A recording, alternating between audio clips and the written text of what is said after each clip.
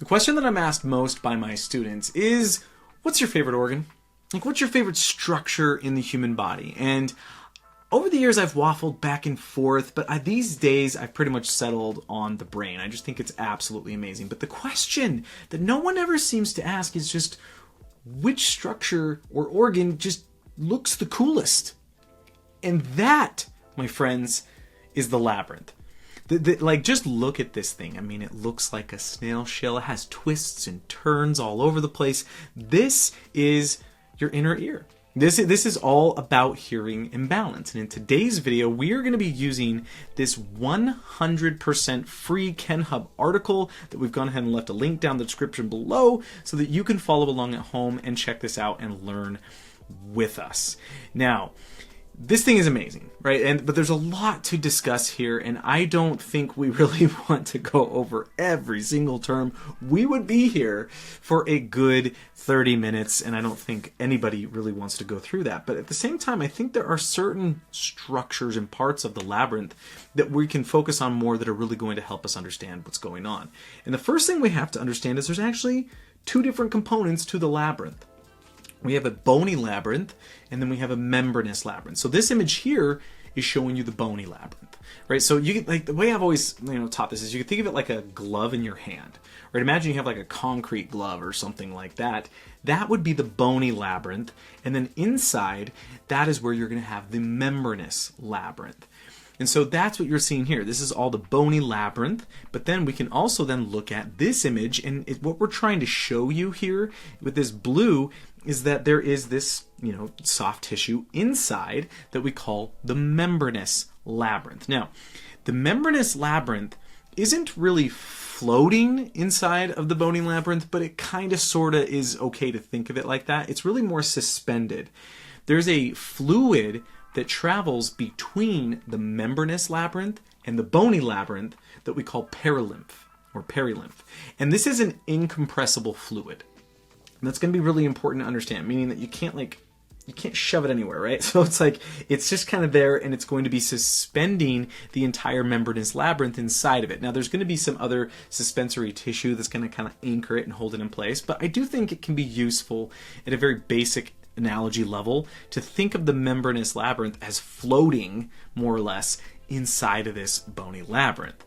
But then if you looked inside of the membranous labyrinth, there's also going to be another fluid in there that is also incompressible, meaning, again, you can't smush it, that we call endolymph. And the endolymph is going to be extraordinarily important because without the endolymph, you're not going to be able to have sound or balance being able to be kind of understood by the brain. So let's go back to this bony labyrinth and just also break down the fact that, again, there are three different divisions of this labyrinth. So this first one that's like really cool looking, looks like a snail shell, this is called the cochlea. Now the cochlear division is all about hearing. So right now, my voice, which is coming out of what I assume is probably your phone, is traveling through your external ear or being funneled by your external ear, going through your middle ear, and then it is going into the inner ear, but more specifically, it is going through the cochlea. And the cochlea is actually fine-tuned for those types of the vibrations that are going to be coming towards it, which are going to be for sound. But let's say at the same time, like, I imagine you're not just sitting there like a statue. You're you're going to be moving and all over the place. Look at my phone. You're probably going to be looking at this like, Justin, what are you talking about? Those types of movements with your head, those are going to be sensed by these divisions here. We have this one in the center. This is called the vestibule. This is the vestibular division.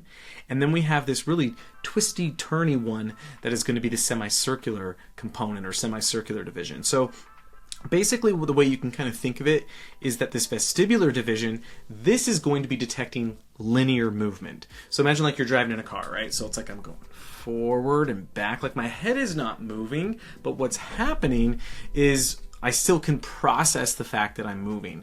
the semicircular division, or these canals here, they're going to be more so about angular movement. So I tilt my head this way, right? Like as you're doing all of that type of stuff, that is going to be more processed by the semicircular canals and the nerves that are kind of going in there.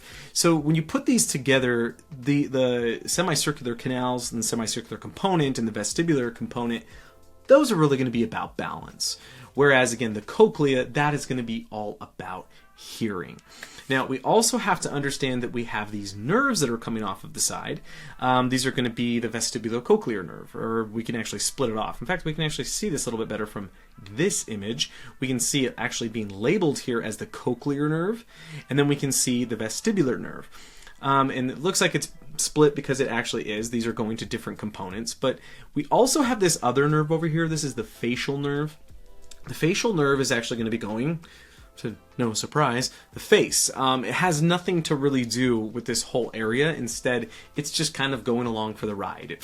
It found a convenient passageway, and it's just kind of traveling around that same place. But it has nothing to do with hearing or balance. It is all about the face. All right, so then so then if we look here, I want to be a little more specific though, as we're now looking at this membranous labyrinth, as to which components are really going to be responsible for what. So if we see here, there's going to be this kind of like twisting and turning thing here. This is that cochlear duct. So actually, I should probably put it this way: the hollow spaces that are made by the bone, we are going to call those canals. So if you're looking on this image, you're going to see like lateral semicircular canal. Let's see if there's another canal labeled here. Anterior semicircular canal. So basically the hollow space that's formed by bone is a canal. But then, as you can see inside of here, like this is also hollow inside of this here. We call those ducts. So if I were to say the semicircular canal or the anterior semicircular canal, which we can see is actually going to be this thing right here, that is going to be different than, let's say, the anterior semicircular duct, which is part of the membranous labyrinth that is going in there. So this is a really common area for people to get kind of confused, because it's like, what's going on here? What's the difference? It's just, again, duct is the membranous, and then canal is going to be the bony portion. Now, I do want to talk about the saccule and utricle. So the saccule right here and the utricle, those are the ones that are all about linear movement. And the reason I want to bring this up is because this is something that a lot of people are going to be tested on. I know whenever I'm given a test, people will... you just need to know about the saccule and utricle. So the saccule is going to be this portion right here, and then there's a larger portion behind it that we call the utricle. And we're not going to really split hairs and get down to the nuances of them. Just understand that, again, these are the ones that are processing that linear movement, right? Where the head really isn't moving. I mean, they can kind of sense a little bit of that too, but that's not what they're really optimized for. These are going to be optimized for your actual linear movement. And then again, we have the semicircular canals. Now, I do want to actually, and the ducts, I do want to specify which one is which, right? So, because there are 3 of them. And I think it might be easier to tell from this particular image. What we can see, this one right here, I mentioned already, this is the anterior semicircular canal. But then we also have a lateral semicircular canal and then a posterior semicircular canal. And they're named for the exact reason that you would suspect, right? It's one is more anterior facing, one is going to be more posterior facing, and one is going to be more laterally facing. And again, these are the ones that are going to be processing those angular movements. And so as you're going like this and this and this, you're basically, what you're doing is you're displacing fluid in there is to an effect. And then there's also going to be little minerals that are going to be inside of there that are also going to be bending hair cells. But we're not going to get into the actual physiology of it in this particular video. Our goal is more so to just actually see the anatomy for these things. But then we also want to make sure that we're understanding that there are 2 canals that are going to be, I don't know if above and below is the right term, but they're going to be on either side of that cochlear duct. And again, the cochlear duct is going to be this thing here. And so we can see it a little bit better from this image. That is what is going around here. This is the cochlear duct. And so the cochlear duct, this is where you're going to find different membranes, like the basilar membrane. But this is where you're really going to see the inner workings of the ear. This is basically inside of here is where the hair cells that respond to different pitches and frequencies are actually going to be at. And what's interesting is deeper, lower bass type frequencies are actually going to be all the way back here or down here. This is at like where the very inside of the snail shell, or to me, I also sometimes think of it like a cinnamon roll. But then, just saying, food helps. But it's like that. But that is the bass tones are going to be down here, and then higher pitches and frequencies are actually going to be more towards over here. Now, I also want to actually mention. We'll go back to this image. What will happen is there's a little window here. This, you can see that we've labeled it as the vestibular window. A lot of times you'll also see this be labeled as the oval window. And then down here we also have what's called the cochlear window, or you'll also see this be known as the round window.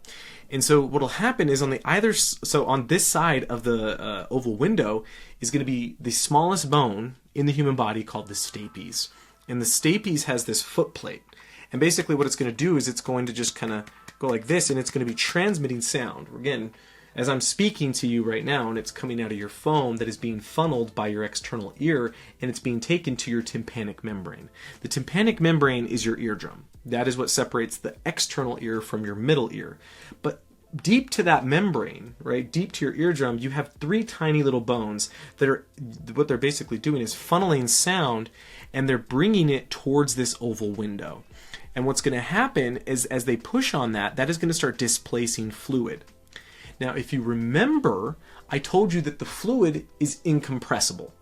And that's a very important thing, because if you could compress the fluid, then nothing would really matter. Nothing would really happen. So what happens is it pushes on the fluid, and it's going to push it through this canal, which is on the other side of the cochlear duct, right? We call this the scala vestibuli.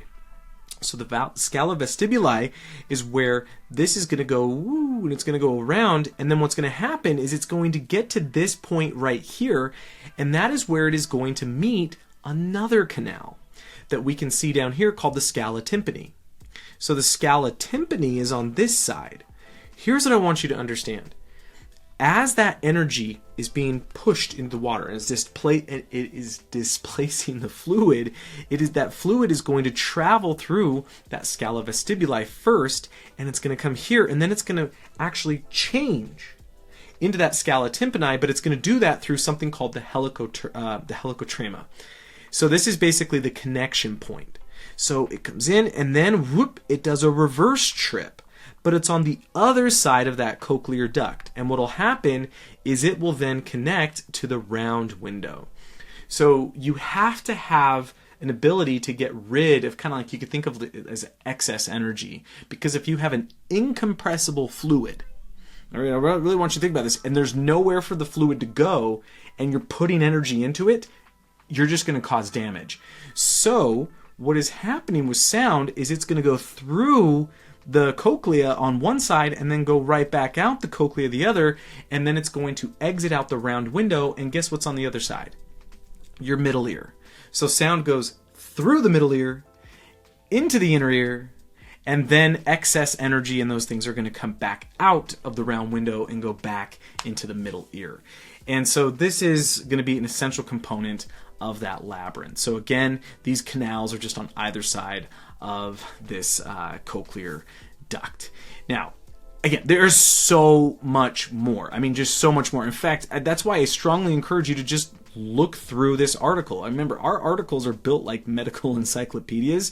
You could probably spend the next hour, 2 hours just kind of like diving through all of this, seeing how many images, like it's breaking down these different semicircular canals. You can see all of this. This is free. This is 100% free. You should be doing it.